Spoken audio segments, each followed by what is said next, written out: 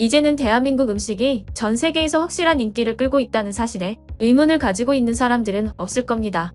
과거에는 김치, 비빔밥, 불고기만 알리기 급급했던 대한민국이 현재는 쌈 요리, 삼계탕, 최근에는 미국 마트에서 김밥이 없어서 못 파는 상황까지 있었습니다. 하지만 최근 대한민국 음식 중에 가장 인기 있는 것을 꼽으라면 기존의 전통 음식이 아니라 한국 기업에서 만든 불닭볶음면입니다. 10여 년 전에 유튜브나 인스타그램을 통해 파이어 누들 챌리지라는 이름으로 알려지며 본격적인 이름을 알리기 시작했습니다. 한국인보다 매운 음식에 대한 내성이 낮은 외국인들이 매운맛 때문에 고통스러워하며 라면을 먹는 모습이 이상하게 중독성을 불러왔는데요. 당시만 하더라도 외국인들 입장에서 불닭볶음면은 이게 정말 음식이 맞나? 라는 의문을 불러올 정도의 매운맛이었습니다. 오죽하면 미국의 마트에서는 불닭볶음면에 경고 문구를 붙여놓는 곳도 있었습니다. 하지만 앞선 도전 영상들과 더불어 BTS 멤버인 지민이 방송에서 불닭볶음면을 먹는 모습은 K-팝에 열광하는 외국인들에게 즉각적인 반응을 만들어냈습니다. 문제는 기존의 불닭볶음면은 한국인 중에서도 힘들어하는 사람이 있을 만큼 매운맛을 자랑합니다. 그래서 현재 서양에서 진짜로 인기를 끌고 있는 제품은 바로 이후 나온 분홍색 포장지의 까르보 불닭볶음면이다. 해당 제품은 매운 음식을 먹지 못하는 사람도 쉽게 접할 수 있게 되었습니다. 지난 19일에는 미국 유력 매체인 뉴욕타임즈에서도 까르보 불닭볶음면을 소개했습니다. 해당 매체는 전 세계 수백만 명이 이 제품에 매료됐고 미국 현지에서 입소문을 타고 있다며 지난 1월 까르보 불닭볶음면에 대한 구글 검색량이 5배 증가했다고 보도했습니다. 이렇다 보니 몇몇 지역에서는 라면이 상식 품절이어서 물량이 있고만 되면 엄청난 양을 사재기하는 사람들이 심심치 않게 등장하기도 했습니다. 또한 미국에서 인기 래퍼로 알려진 카디비도 최근 자신의 SNS에서 해당 제품을 먹는 영상을 올려 3,200만이 넘는 조회수를 기록하기도 하였습니다. 그 외에도 SNS에서는 불닭볶음면 먹는 영상이 우후죽순 업로드되기도 합니다. 사실 매운맛이라는 개념이 한국에만 존재하는 것이 아닙니다. 하지만 한국의 매운맛은 남미, 베트남, 중국, 일본과는 다르게 맛있게 매운맛입니다. 한 입 먹고 도저히 못 먹겠다가 아니라 한 입 먹었더니 젓가락질을 멈추지 못하는 맛인 것입니다. 실제로 라면의 종류가 다양하기로 소문난 일본도 한국 매운 라면이 전 세계적으로 인기를 끌자 다양한 매운 라면을 내놓았지만 단지 맵기만 하다 혹은 매운맛이 애매하다는 평가만을 받고 있습니다. 그래도 일본은 한국 라면 맛에 대해 인정을 하는 편입니다. 문제는 옆나라 중국입니다. 서양에서 불닭볶음면이 인기를 끌자 또다시 원조 논란을 불러일으킨 것인데요. 어느 나라나 마찬가지겠지만 중국에도 매운 볶음면이 존재합니다. 그리고 그 점을 이용해서 불닭볶음면의 인기에 편승하였습니다. 바로 칠면조 라면이라는 이름으로 말이죠. 한국에서는 닭을 사용하였는데 닭은 어디 가고 칠면조를 사용했을까요? 더 황당한 건 한국의 제품과 거의 비슷한 디자인을 이용하였고 항상 중국 내의 마트나 외국의 마트에 진열을 할 때 한국 불닭볶음면 바로 옆에 배치해서 대충 보고 샀다가는 잘못 사게끔 만듭니다. 그리고 이러한 제품이 한 회사에서만 생산되는 것이 아니라 몇 군데에서 짝퉁을 만들어서 판매하고 있습니다.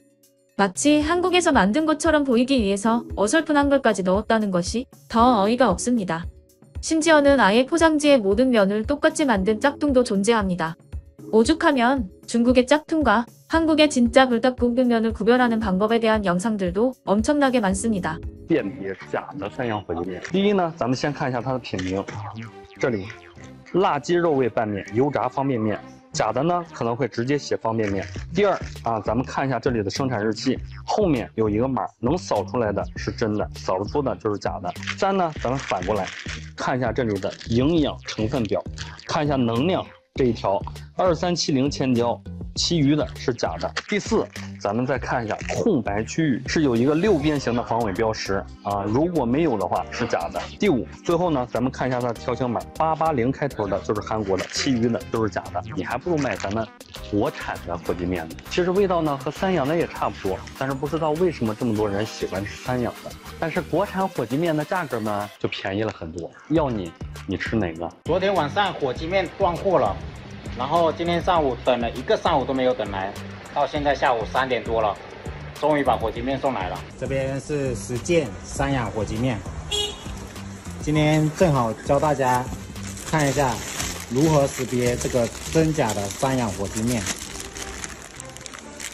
我这边识别火鸡面主要看一点，就是背面这个位置有非常多个6边形的防伪标志。每一包都有，大家可以注意看一下这个细节。现在市面上高仿的太多了。 해당 제품이 처음 등장했을 때는 중국인들이 애국 소비를 한다는 명목으로 원조인 한국 제품을 구매하지 않고 중국 제품을 구매하자는 바람이 불었습니다. 하지만 사람의 혀라는 것을 속일 수는 없었습니다. 애국 소비를 하려고 중국 제품을 잔뜩 샀지만 정말 맛이 없었던 것입니다. 앞에서 설명했던 것처럼 한국의 매운맛은 맛있으면서 맵다인데 중국의 제품은 맵기만 한 것입니다. 사실 중국인들은 자신들의 매운맛에 자부심이 강합니다. 우리가 알고 있는 마라탕을 중국 현지에서 먹는 모습을 보면 기겁을 하실 겁니다. 매운 고추기름에 고추를 넣고 심지어는 덩어리로 된 고추기름까지 넣습니다. 중국의 사업차 방문했던 지인의 말을 빌리자면 맵기만 해서 맛을 모르겠다. 정말로 혀가 마비돼서 아무 맛도 안 났다. 다음날 화장실에서 살았다라고 하더군요. 하지만 중국인들은 그저 맵기만 하면 그것이 맛있다고 생각하고 있습니다. 그래서 자신들의 짝퉁 불닭볶음면이 등장했을 때에는 한국 불닭볶음면은 맵지 않아서 맛이 없다라고 평가하기도 하였습니다. 물론 현재는 몇 배나 더 비싼 한국의 제품을 소비하고 있지만 말입니다. 그렇다면 정작 중국인들은 어떤 반응들을 보일까요? 칠면조 국수를 좋아하는 마니아라면 삼양에서 만든 라면과 중국에서 만든 라면의 식감과 맛이 다르다는 것을 알 것이다. 오늘 밤에 산 가짜 제품을 보여드리겠습니다. 소스가 색도 없고 끈적임도 전혀 없습니다. 제가 잘못 만든 것이 아님을 100% 장담합니다. 정말 화가 납니다. 정말 화가 나고 너무 화가 납니다. 중국 불닭볶음면에서는 이상하게 얀 냄새가 납니다. 가짜 칠면조 국수를 2번 정도 먹었는데 소스 맛이 전혀 먹을 수 있을 정도가 아니었습니다. 조금 불쾌했습니다. 오리지널 삼양 칠면조면이 제일 맛이 좋은데 모조품은 정말 말로 표현하기 어렵다. 사실 맛이 다른 가장 큰 이유는 면에서 느껴지는 감칠맛과 소스의 매운 정도가 다르기 때문입니다. 국내 기업의 칠면조 국수 매출을 다 합쳐도 삼양의 10%밖에 안 되는데 어떻게 생각하십니까? 마트에 갔을 때 한국 제품은 쳐다보지도 않습니다. 한국 라면을 오랫동안 먹었더니 배가 아팠습니다. 국내산으로 바꿔야겠습니다. 그렇다면 이것으로 끝일까요? 당연히 아닙니다. 맛에서 따라잡을 수 없게 되자 칠면조 국수는 중국이 원조다라고 주장하고 있습니다. 중국 음식 문화가 한국보다 더 오래되었기 때문에 당연하게도 매운 볶음면도 중국에서 먼저 나왔다는 주장입니다. 솔직히 뭐라고 반박을 해야 할지 모를 정도로 유치한 주장입니다. 음식이 맛이 있으면 그냥 먹으면 됩니다. 다른 나라의 음식을 먹는다고 세뇌가 되는 것이 아닙니다. 하지만 입으로는 싫다고 하면서 손으로는 짝퉁을 만들고 있는 모습이 유치하기 짝이 없습니다. 여러분은 한국의 매운맛과 다른 나라의 매운맛의 차이점을 알고 계시나요? 그리고 혹시 부득이하게 중국을 방문해서 먹어본 매운 음식에 대한 경험을 공유해 주실 수 있을까요? 여러분의 소중한 의견 댓글로 남겨주세요. 오늘 영상이 마음에 드셨다면 멤버십 가입으로 저에게 큰 힘이 되어주세요. 그리고 영상을 주변에 공유해 주시고 좋아요와 구독 부탁합니다. 다들 병이라도 걸린 걸까요? 왜 중국인들이 전부 산소호흡기를 끼고 있는 걸까요? 이 중국인들은 위장이라도 하려는 걸까요? 잔디에 초록 페인트를 뿌리고 있습니다. 왜 이러는 걸까요? 중국의 환경오염은 어제 오는 일이 아닙니다. 코로나 이전부터 중국인들은 외출을 할 때면 마스크는 필수였고 사람에 따라서는 방독면을 쓰고 출근하는 사람들도 있습니다. 이러한 중국의 대기오염은 날이 조금만 따뜻해지면 한반도로 엄청난 농도와 양의 미세먼지를 보내면서 우리까지 고통에 빠뜨리고 있는 것입니다. 물론 서해로 무분별하게 버려지는 산업 폐기물은 굳이 이야기하지 않아도 이미 유명하죠. 이러한 중국의 오염은 대한민국뿐만 아니라 유럽, 미국에서도 경고할 정도였는데요. 2022년에 베이징에서 열린 동계올림픽에서는 자국의 선수들을 중국에 보내는 것이 과연 안전한지에 대한 논의도 진행될 정도였습니다. 이렇다 보니 유엔에서는 중국의 환경학대라는 강력한 키워드까지 사용하면서 자체적인 환경보호 활동을 해야 한다고 주장하였습니다. 그렇다면 중국에서는 어떤 방법을 사용하였을까요? 중국은 환경보호보다도 더 쉬운 속임수를 이용하였습니다. 중국 내에서 일어나는 산업화 활동은 대부분 산이나 숲을 제거해서 진행하고 있습니다. 그리고 선진국에서는 중국의 이러한 행위를 위성사진을 통해 적발하고 있는데요. 중국 당국은 이러한 부분을 역으로 이용한 것입니다. 중국의 한 광산지대는 채굴 활동을 하려고 산을 깎았는데 산을 깎게 되면 당연하게도 위성사진에 황무지로 표시되게 됩니다. 이 점을 피하고자 광산지대에 그물망을 덮고 그 위에 가짜 덩굴을 붙인 것입니다. 그물망 자체도 초록색인데 가짜 덩굴까지 붙이면 위성사진에서는 초록색으로 나오게 되는 것입니다.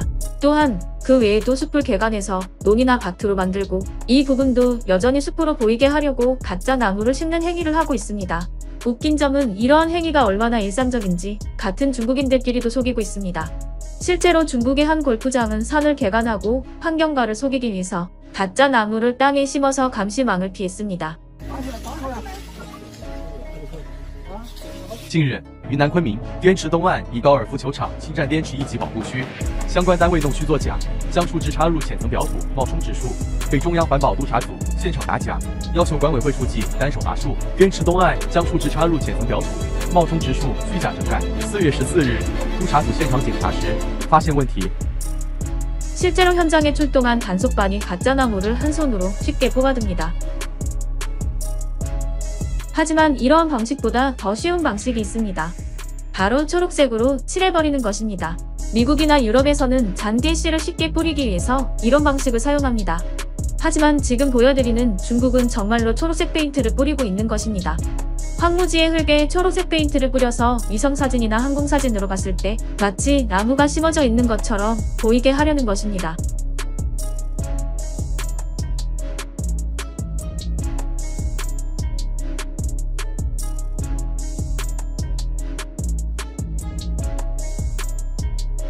이러한 행위는 단순히 황무지뿐만 아니라 일상생활에서 쉽게 볼 수 있는 관리가 안 된 잔디 또한 유적지에도 행해집니다.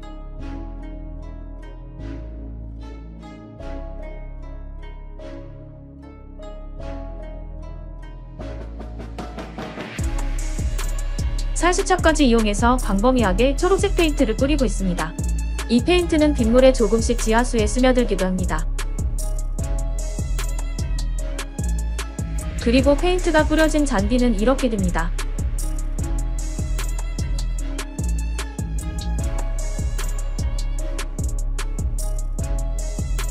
이 가로수는 전부 가짜 나무입니다.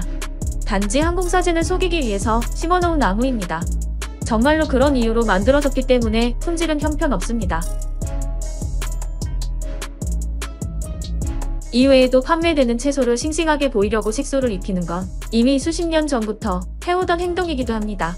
여기 이 대파는 휴지로 닦으면 색소가 묻어납니다.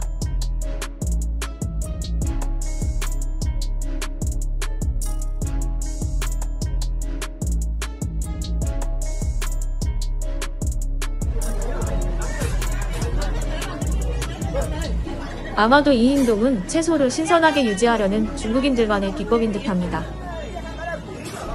그리고 지금 보여드리는 이 영상이 도대체 무슨 장면인지 궁금해하실 텐데 돌을 이런 식으로 철로 된 막대기에 꽂아서 심어놓으면 항공사진에서 마치 꽃이 심어진 것처럼 보인다는 것입니다. 그래서 돌꽃이라고 부르기도 합니다. 그 외에도 기름을 많이 사용하는 중국 음식 특성상 하수구에 기름을 많이 버리는 것은 이미 일상이 되었고 그 하수구 기름을 다시 퍼다가 사용하는 건 저도 이미 여러 번 알려드린 정보입니다. 그렇다면 정작 중국인들은 자신들이 황당한 행동에 어떤 생각을 하고 있을까요? 저건 신종 돌꽃으로 매년 3월에 꽃이 피는데 물론 꽃이 피는 건 한 번도 본 적이 없습니다. 이 나라는 위생도 도덕도 없는 나라인가?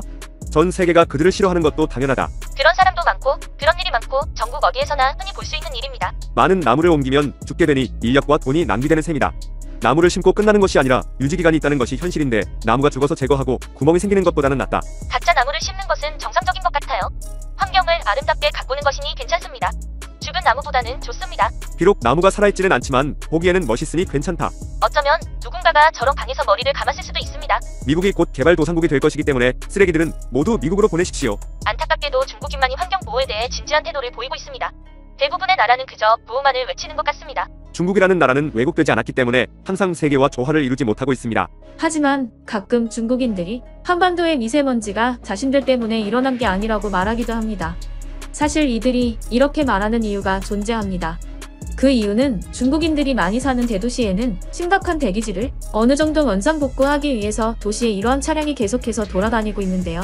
중국인들은 이 차량을 무지개를 만드는 차량이라면서 자화자찬하지만 현실은 공기 중에 미세먼지에 수분을 더해 오염된 대기를 어느 정도 완화하는 모습입니다. 물론 물기가 마르면 다시 대기질이 안 좋아지겠지만 자신들이 거주하고 있는 도시에서 이러한 차량 때문에 대기질이 잠깐 좋아지는 것만 본 중국인이라면 왜 우리가 사는 도시는 깨끗한데 한국인들은 중국 탓만 하냐라는 말을 하는 것입니다. 중국인들이 춤을 추는 것처럼 보이는 이 장면은 시골의 신선한 공기를 담았다는 캔의 광고 영상입니다. 이런 제품까지 있을 정도로 중국의 대기질 상황은 심각합니다. 제품의 홍보를 위해 샘플을 나눠주기도 합니다.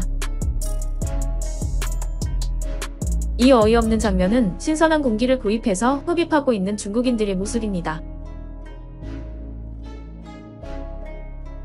하지만 한반도의 미세먼지가 어디에서 왔는지는 우리 모두 알고 있는 사실입니다. 실제로 현재 중국의 유명인들은 온라인상에서 아시아권에서 환경오염을 일으키는 건 한국과 일본이라며 중국만이 환경오염을 막을 수 있다고 선동하는 중입니다. 비염이 심한 저로서는 미세먼지는 정말로 참기 어렵습니다. 이 영상을 보시는 분들 중에서도 저처럼 대기오염으로 고통을 받는 분들이 계실 겁니다. 여러분은 심각한 수준의 미세먼지 때문에 어떤 피해를 받으셨는지 댓글로 공유해 주시기 바랍니다. 오늘 영상도 마음에 드셨다면 주변에 공유해 주시고 좋아요와 구독 부탁합니다.